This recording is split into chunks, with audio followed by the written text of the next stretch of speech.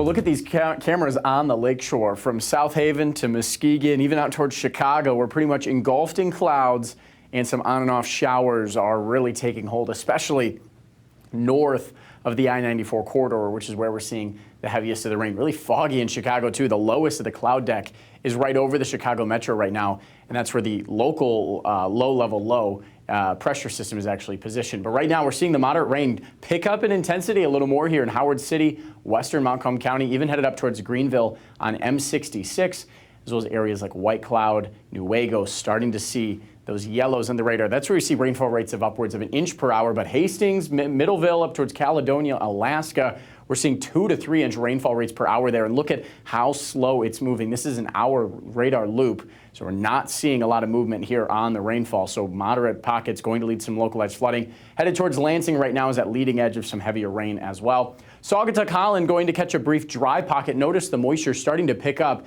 We can get a pretty good idea where that low pressure is because of this dry pocket.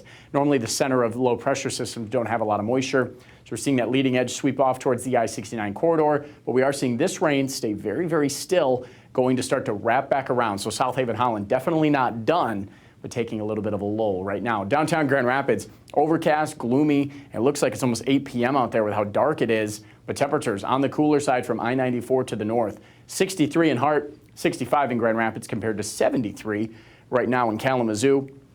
Overnight lows tonight as the rain and even a few thunderstorms continue.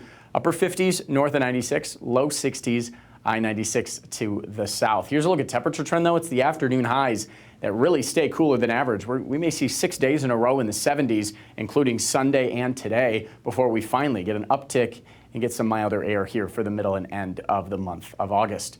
Visible satellite. This is the reason for the cooler air. Large low pressure system. Again, this is a view for the upper level aspect of the low. The lower level is near Chicago, but a beautiful structure there sweeping off to the east. That thing will be gone in about 24 hours, and that's when we'll finally see the sunshine return. It's leaving with it a marginal risk for severe weather threat. Berrien, Cass, even just far southern Branch and St. Joseph counties.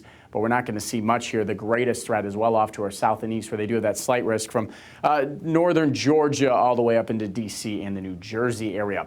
So here's future track. Rain continuing. Notice moderate rainfall really expected from Muskegon, Grand Rapids, at times south of Kalamazoo, but the general trend is going to be right in between our two major interstates. Otherwise, rain starts to wind down as we get into Tuesday morning, but not before. We could see 3 to 4 inches of rain, and then that'll sweep off to the east. Sunshine returns Tuesday evening. And we're talking rainfall totals.